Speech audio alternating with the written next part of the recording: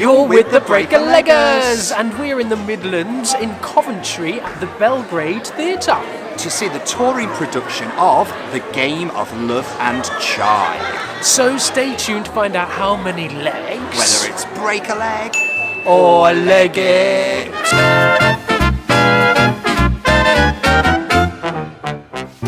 Before you fabulous people go any further, to make sure you've always got your finger on the theatrical pulse, updated news, reviews and interviews, hit subscribe now. Just hit subscribe now. So we're seeing a touring production, a new piece. Yes. So what do we know about this? Well, sort of new, sort of old. It's a new version, actually, of the Marivaux's classic French farce, The Game of Love and Chance, and it's been updated by none other than comedy legend himself, Nigel Planer. Okay, I recognise the name Nigel Planer. Wasn't he in The Young Ones? Yes, he was, most famously probably for that show. Wildly successful 80s comedy about students in a student flat, and it was a bit absurdist really, but great fun. I also recognise him. He was in the original London cast of We Will Rock You at the Dominion Theatre. And the original London cast of Wicked, playing the Wizard. So he's got some stage credits himself. Okay, anything specific about this production, new adaptation? Yeah, he's adapted the play and set it in a modern Asian family based in the heart of England. It's a cast of 6 who are telling the story of when Rani met Raj.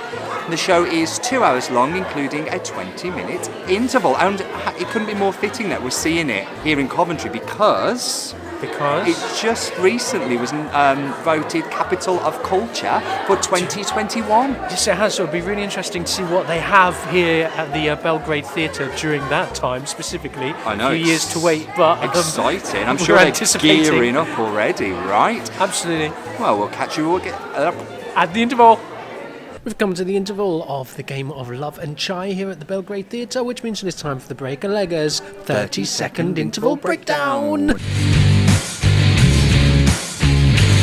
Go! What do you think so far? Yeah, I like it. It's aware of itself. I like the fact that it's sort of harping back to an era where everything was played out and everything was big and dramatic, and that's the sort of thing that gave actors their reputation.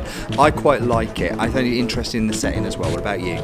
Yes, it's very true to kind of the original period piece. Very melodramatic, very simplistic characters, but with very broad strokes, over the top, high energy, complex plot. Colourful, I would say.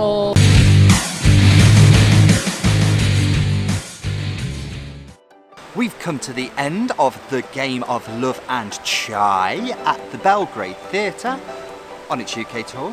What did you think of that? Well, it's a charming little piece. Lots of energy, a complex plot, quite truthful, as I said in the interval breakdown, to the kind of themes of the style it is trying to emulate. Very melodramatic, very physical theatre. I'd almost say if you're studying drama and the arts and history, I'm sure this is a bit of historical knowledge that you need to know about how this style of theatre was. So it's quite a good piece to come and see, to study.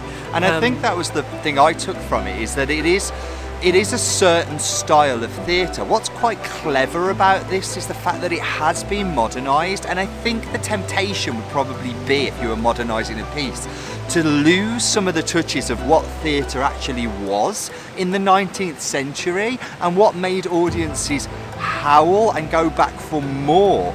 And it is the absurdity of a situation, really, that is engineered by a central character in order to confuse and to, kind of unbalance us. And I really enjoyed that, trying to keep up. You're right, it is complex, but it's also very simple, I think.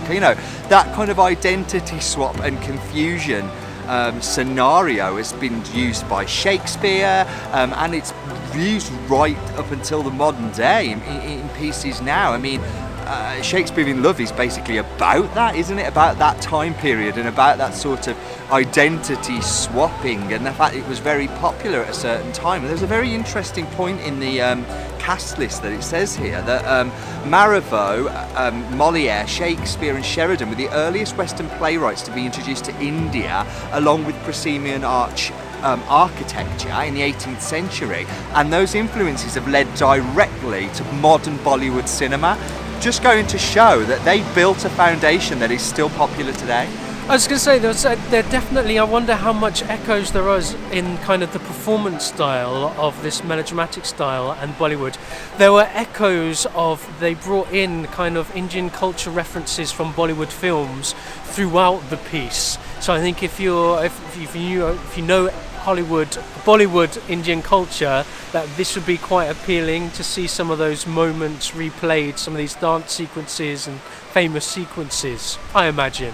Yeah, and I love those colourful touches. I mean, to be honest with you, I find that whole part of the world and that culture very romantic. You know, I find it really appealing, and it was certainly used, to its fullest and to dramatic and comedic effect really well in this piece. Well done, Nigel Planer. Director Jatinder Verma has gotten a grasp of this and thought, you know what, I'm not going to try and make it anything other than what it is, and that is a bit absurd, a bit stupid, a bit far-fetched and a bit farcical. And you know what, it knows itself, and I think that does lend to its charm. How about the cast? What did you think about them? I thought the cast were good.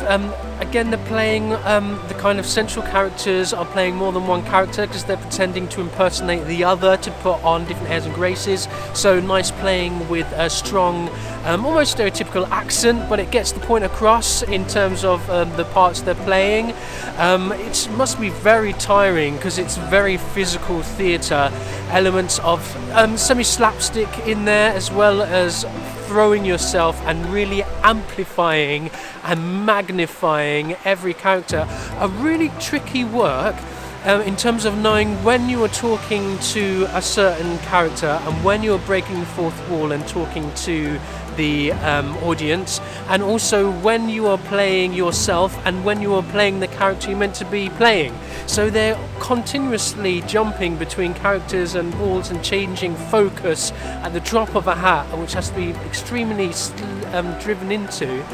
So they embodied it really well. And that is particularly, apparent with the four lead characters. I gotta say, I very, very much enjoyed the character of Rani, Sharon Singh, playing the sort of drunken madcap aunt character. She gets a lot more subtlety in it, but I really liked some of her mannerisms, and there was a beautiful, I won't give it away, but there is a beautiful moment where you think she's worshipping, but the only thing she's really worshipping is a love of the bottle. Yes, lovely character. I also like the main character. I like kind of echoes of Shakespeare in that's kind of taming of the shrew, these kind of real strong female characters who don't believe in love, they can never be wooed. And I thought the main character in this was, again, had echoes of that. And that character was played by... Sita, is that Kiran Jogi? Oh, was it Rani, Sharon Singh? Yeah, I think it was Sharon Singh. Maybe I'm thinking of Kiran. But yeah, they were just all really well observed and very comfortable in the characters that they're playing, I'd say. Yes, absolutely. Great. And also, I would say set in costume by Claudia. I loved that. Yeah, I liked how... Again, don't want to give too much away, but I think it's on the poster in terms of just the last costume change echoes to period of the time as well. I think you said in Interval Breakdown it really knows itself, and it is almost taking the mickey out of itself and the style of theatre that it is when it's set. So nice costume touches there. Absolutely. So let's round up. How many legs for the Game of Love and Chai? For this piece here on tour we are going to give... Four legs for this touring piece. A very small company, but very energetic. Lovely to see a rich, diverse, something different on the stage. I'm often saying this to Simon. I like to see diversity on the stage. It's good to see something different, and to see a lovely, rich diversity in the audience, which you just don't always get. And I think that's a really big point here. Why would people that don't relate to 19th century white culture French farce ever see a play in that style unless people on the stage were representative of themselves? And you know what? This is a great introduction for those people who may have been put off by those things in the past to actually come and give something different a try. And I herald them for that. I think that's great. I do too. It's all about the diversity in theatre nowadays. Bring it on, keep it going. That's just what we think. Have you seen this piece or anything else you're excited about? Comment below, let us know. We'd love to hear from you. Yes, you'll be hearing from us soon when we bring you our next review. So we are the Breakleggers and we'll catch you again soon. Bye!